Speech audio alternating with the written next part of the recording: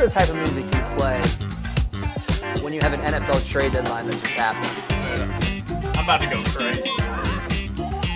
Tim's in a blazer at 9:30 at night, guys.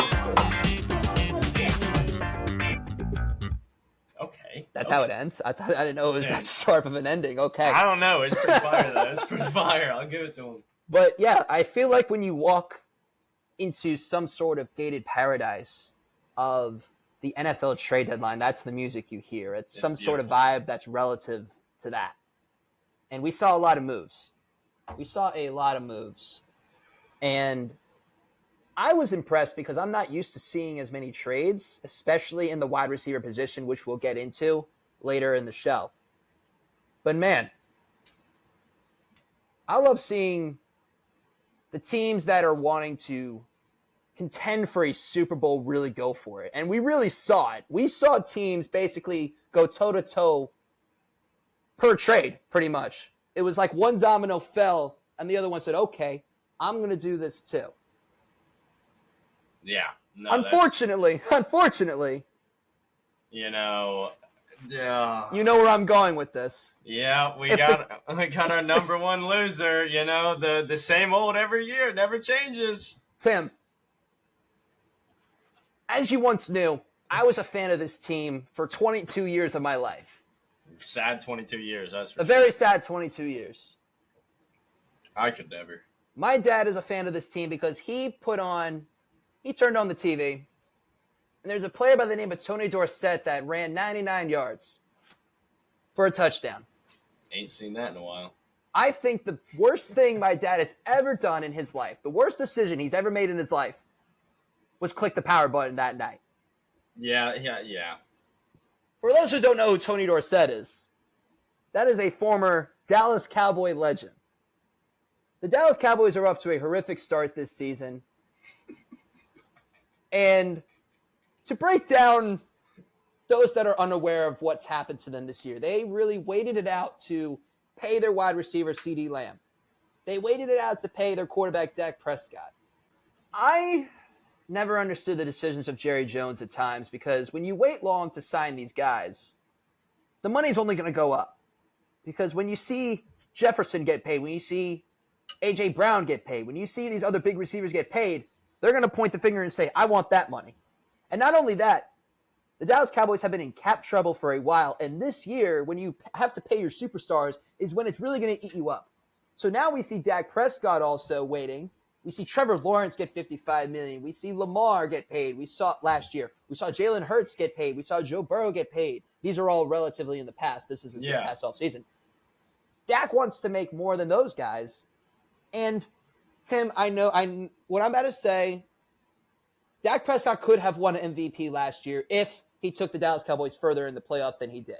His passing statistics were very, very good, and he had a really good year, and it was very close to Lamar. Of course, Lamar has the upper hand with the rush yards, and Lamar led a team. I think they only had 2 losses last year. I know we're getting off topic because we're talking trade deadlines, but you'll see where we're leading to in a second.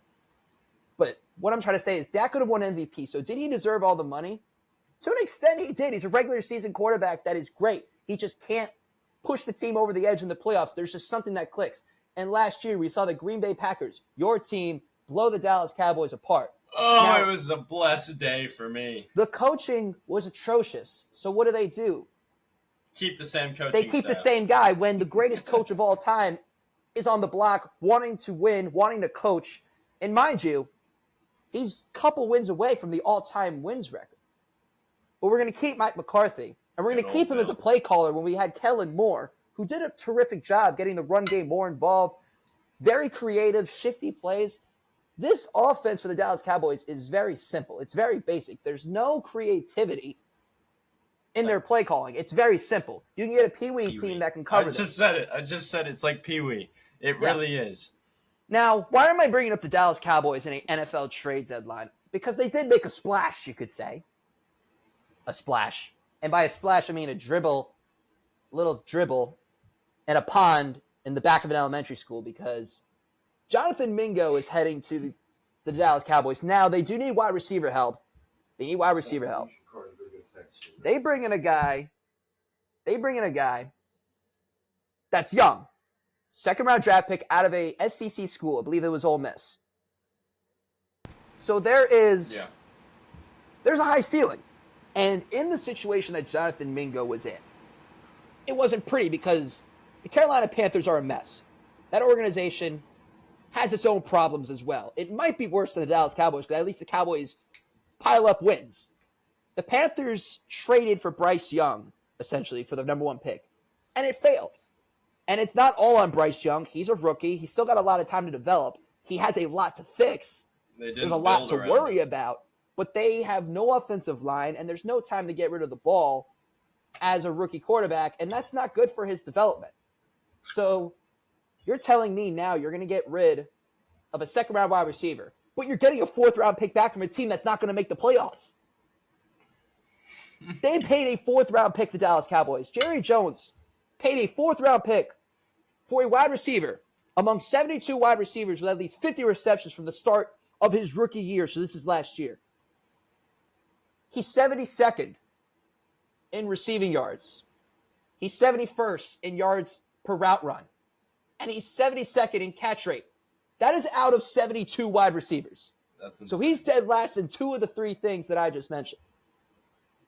Jonathan Mingo. I'm not one to shame a player in the NFL or in pro sports because salute to you. It's a grind. If everyone could do it, we'd all be players. Me and you would be running routes in Ben Hill Griffin Stadium day in and day out. I'd be going crazy. Steve Spurrier feel it now, but it's always Ben Hill Griffin. We're Florida Gator fans. For those. It will always be Ben Hill. But the other receivers were traded for nothing. Conditional picks. Yeah. DeAndre Hopkins, who's going to be a future Hall of Famer, is paired with Patrick Mahomes now for a conditional 5th. Devontae Adams, a conditional 3, which is probably not going to go to a 2. It's probably going to stay to a 3. Yeah. Amari Cooper, same deal. And by the way, here's another thing about Amari Cooper, because the Dallas Cowboys could have brought him back. They could have opened arms and said, hey, we can bring you back. We need receiving help. Amari Cooper was traded with a 5th to a 5th from Dallas to Cleveland. Make that make sense. I know it was a salary dump. He was overpaid. The Dallas Cowboys are the number 1 losers because, once again, Jerry Jones makes a bonehead move for a 4th-round pick. For a 4th-round pick that is going to be very valuable because they traded their 4th-rounder last year for a guy by the name of Trey Lance, who has not seen a snap in the regular season as a Dallas Cowboy. Now he will. He probably won't still. It's Cooper Rush that's going to get the ball. Yeah, they still won't give him the chance. They're not even going to give him a chance, Tim. I really don't understand. It's very head-scratching as the Dallas Cowboys continue to make these head-scratching moves because, again, they still think they can win. And we're going to get into why they're not going to win when we get into a team that actually made a move to benefit their team because they have a legitimate chance, not just at the playoffs, but possibly a deep run into the conference, the NFC Championship. Oh yeah, they're gonna at least get second round. I mean, there's no denying that. So we covered Jonathan Mingo. I mean, we wish him the best. Young player, still has a high ceiling. SEC wide receiver. He's got talent. He's a cheap contract because he's on a rookie deal. Dallas needs cheap contracts. So this is a good move in terms of getting what they need for the price that they can afford. But for a 4th-round pick is insane. Yeah, and that makes David Tepper look smart. David Tepper is probably worse than Jerry Jones. Oh, God. So we're going to stick in Texas for the next loser. Yeah, and this is not the very best one. This is not his fault. This is just more for moving forward this season, and it's C.J. Stroud. Now, why am I saying C.J. Stroud is a loser? Their O-line has been a really rough problem this season. They're in the bottom tier in the NFL in pass block and run block win rates. I mean, bottom tier, bottom 5. They're there.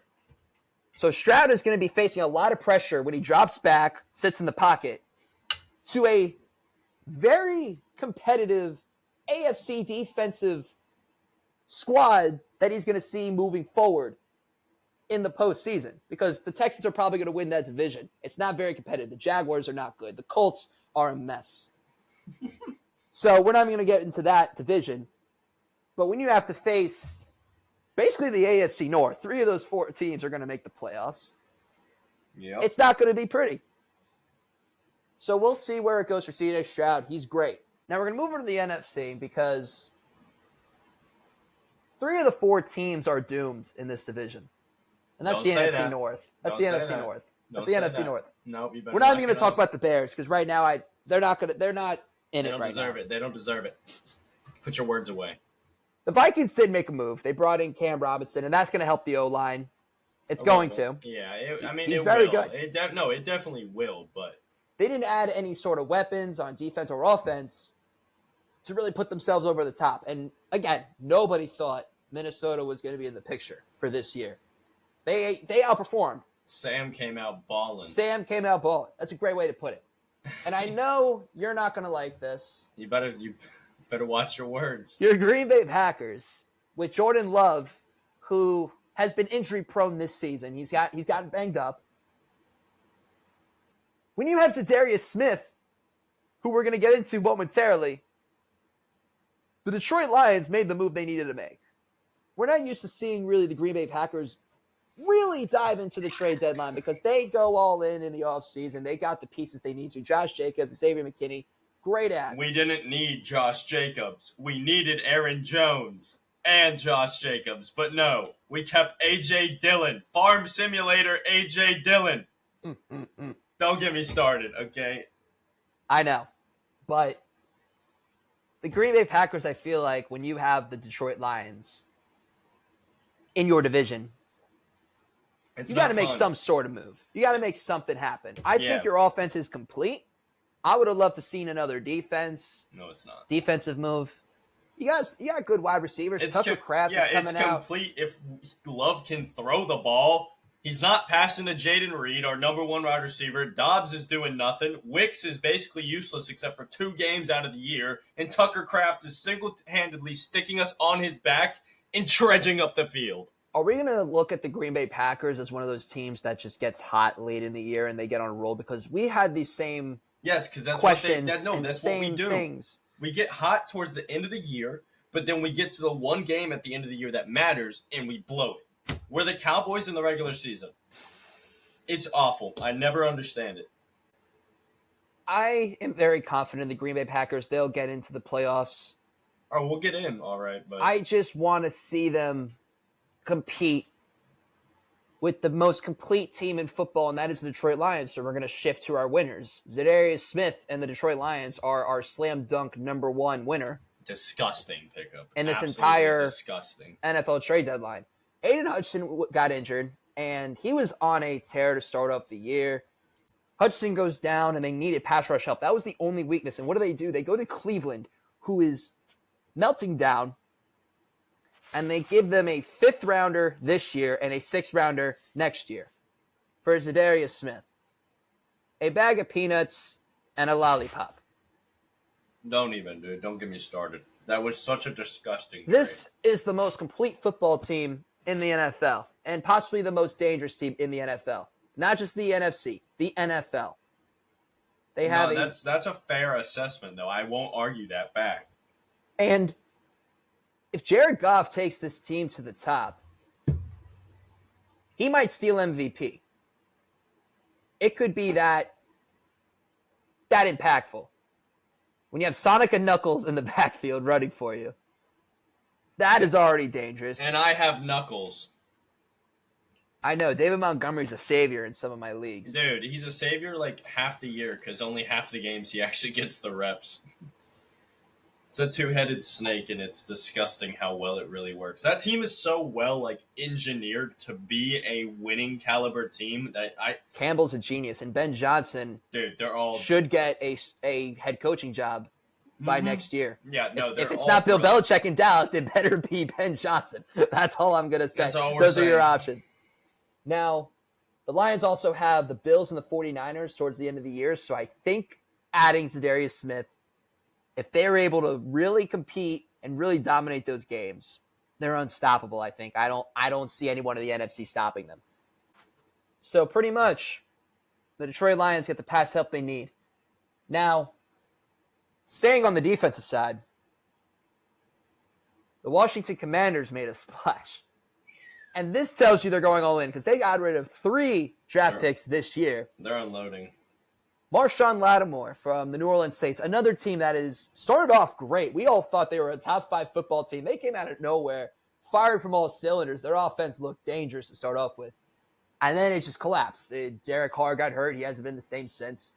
Kamara got a little injured for a little bit. Olave now has 2 concussions in 3 weeks. Olave, that poor guy, man. Don't remind me. I know. You have him in fantasy, I know. But the Saints made the right moves because now they have to rebuild.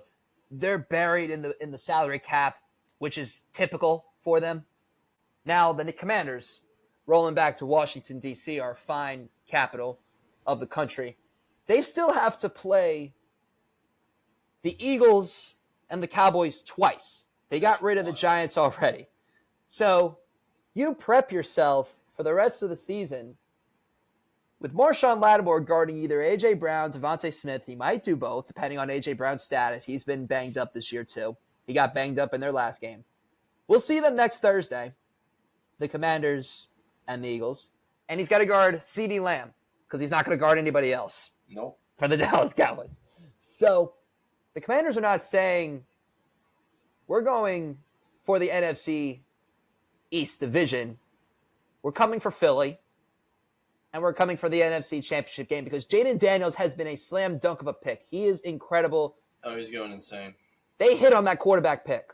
They did. They really nailed it on the head. They nailed it on the head. And there's a lot of concerns for Jaden Daniels coming in because he runs the ball a lot. He scurries. Was his arm strength strong enough? Was he going to get banged up because he is not the fittest of frames? He's very thin. He's very small, but he's athletic. He's built like Devontae Smith. Yeah, pretty much. And he's been nothing but incredible. And Marshon Lattimore for this season gives them a chance to not just win the division, but win a playoff game or two, especially if Jaden Daniels goes into the postseason looking the way he looks and, of course, is healthy. We saw him get banged up with a rib injury a couple times. I need him to stay He played healthy. through it. It would be good for football if Jaden Daniels That's what I'm absolutely saying. go crazy. Like, I don't especially even this care. postseason. I don't care if I lose to him in fantasy. I just want to watch good football games. That's all I want.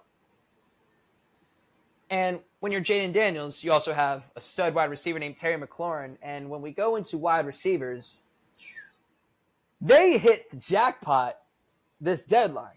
Oh, A lot of the wide receivers that needed to be traded got traded. And they weren't just traded. They got upgraded. They got promoted.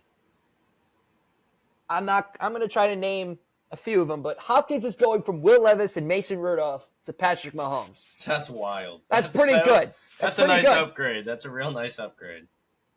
Deontay Johnson is going from Bryce Young and Andy Dalton to Lamar Jackson. Pretty good. Yeah, solid improvement. Amari Cooper is going from Deshaun Watson, who has been awful, and he's now injured. We wish him a speedy recovery, of course, but he's not been good, with a fully guaranteed contract, to Josh Allen. That contract. Good God. Devontae Adams is going from Gardner Minshew and Aiden O'Connell I'm about to say, to your buddy, Aaron Rodgers. Ha! Don't get me started, dude. It's just Little the Green reminiscent, Bay good old Jets. times. It's the Green Bay Jets. That's all it is. And then if we stick to the New York Jets, Mike Williams leaves that toxic energy and that toxic atmosphere that he was put into when Rodgers threw him under the bus. And he's going to a very, I want to say, project-like Pittsburgh Steelers, because I feel like the Steelers could have traded for a better receiver. I was thinking Darius Slayton would have been really good for this team. Not going to lie, could have been a solid pickup. Darius Slayton would have been good. I think you think this, I think this. Brandon Ayuk would have been perfect going into this year. We're not counting the injury. We're not counting how he looked this year before the season started when he needed to get paid, because the Steelers' most important position, which is quarterback, as well as every NFL team, the most important position is the quarterback position. They might have the cheapest contracts at the QB position for their starter and their backup, Wilson and Fields. So you might as well go all in and get Brandon Ayuk if he's open. But That's what I'm saying. didn't happen.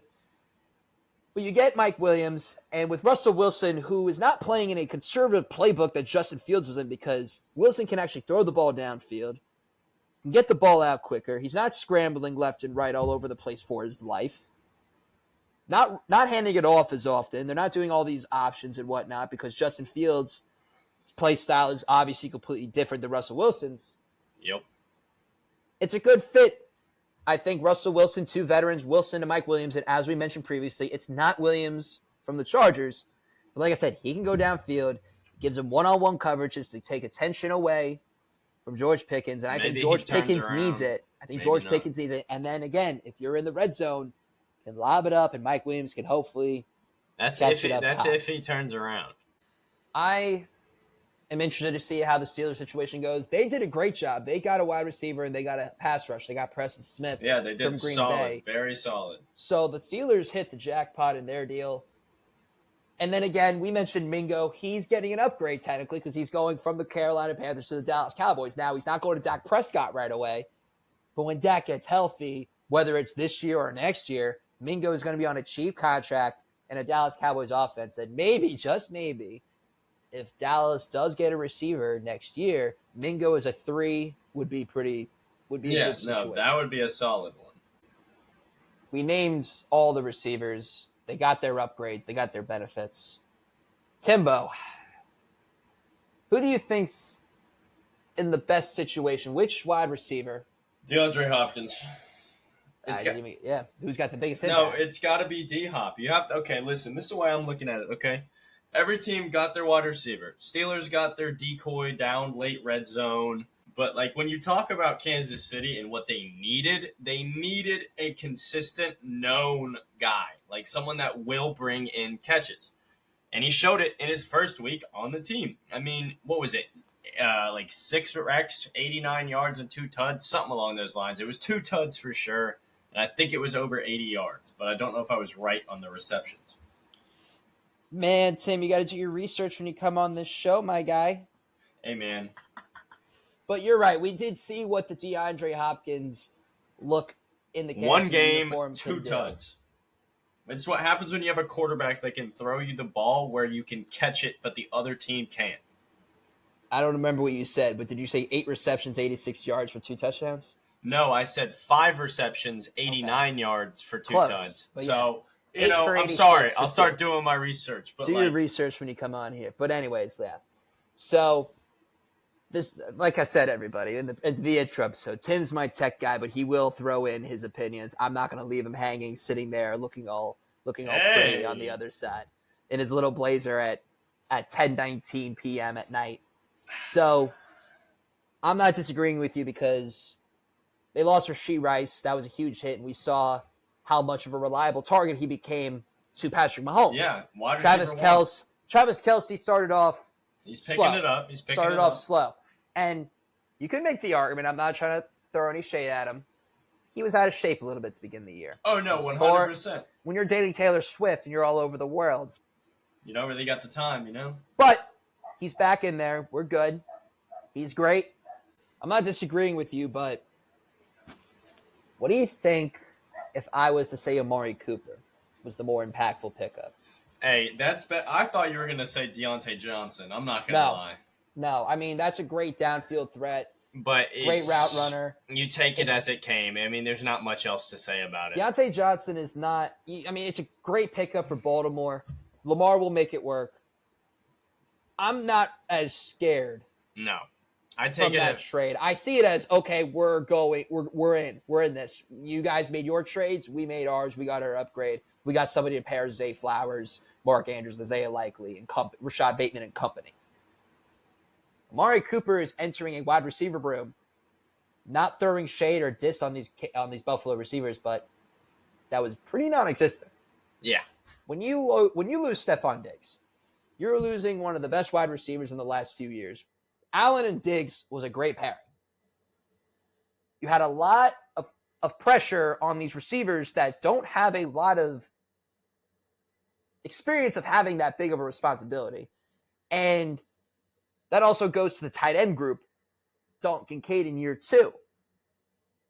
Keon Coleman, high talent, high ceiling, Florida State, we know what he can do. We've seen it in college. We used to watch it. Heck yeah. We know what he can do. He's a rookie. Khalil Shakir, Mac Hollins, solid guys to have in the room, but they're not the number one guy. Amari Cooper's going to take pressure off of those guys. All the attention is going to flirt to Amari Cooper. You're going to see a lot of better chances, a lot of better looks for Keon Coleman and Khalil Shakir. We saw it. Oh, yeah. In Amari's second game of Buffalo. I mean, you can't deny the fact that Amari Cooper has always and will always be a threat. Like, reliable. when you have him on a football field, there will always be at least 2 men in his vicinity because you don't know what he's going to do.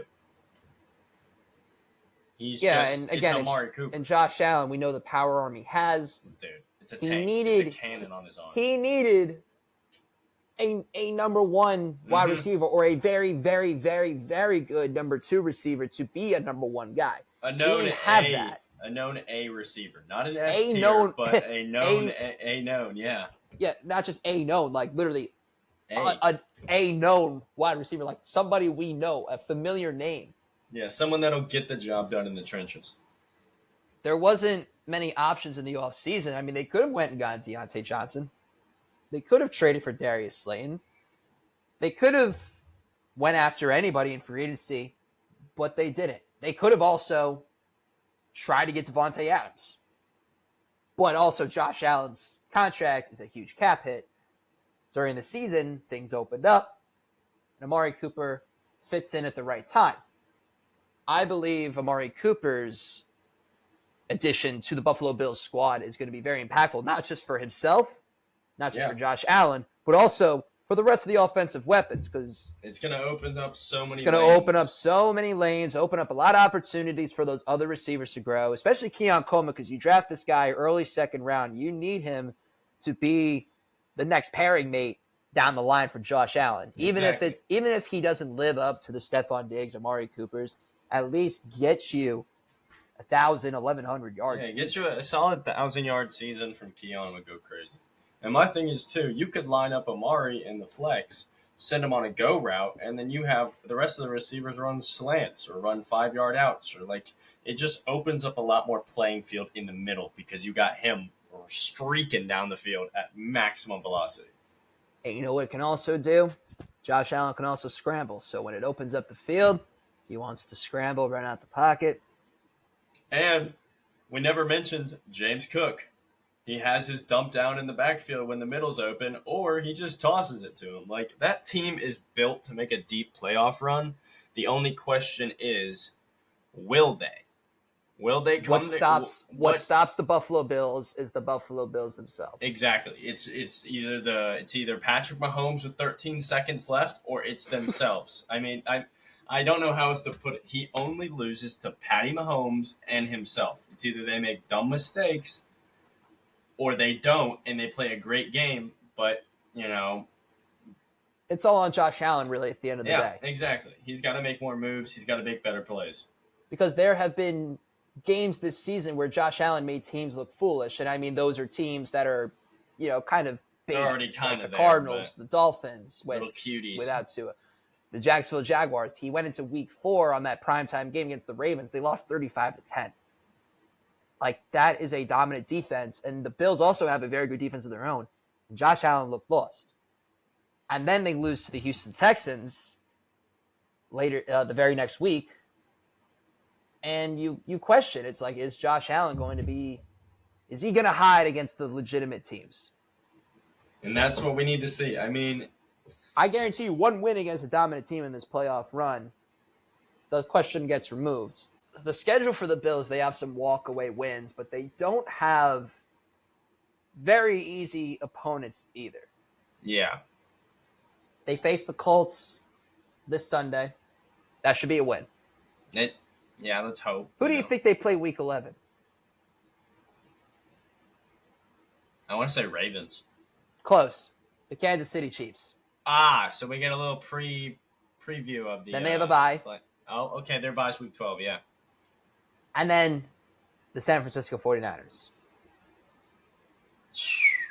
Rams, depending how that can go. Oh my God! Then yeah. week 15, the most complete football team, as we mentioned before, the Detroit Lions, and then they finish off with the Patriots, the Jets, and the Patriots. We will get into the season, of course, in a future episode. Next episode, we are going to be talking about one of the best hitters of our time is entering free agency. Juan A Goda. lot of teams are going to be invested. The question is, who can afford them and who can give the highest bid? This is Lux Out Sports, your Lux Run Out podcast. I'm Julius Lux. That's Timbo. We will see you next time. Subscribe to the page. Follow the socials at Lux Out Sports on Twitter, on Instagram, and on TikTok. Check us out on Spotify and YouTube. We'll see you next time. Peace.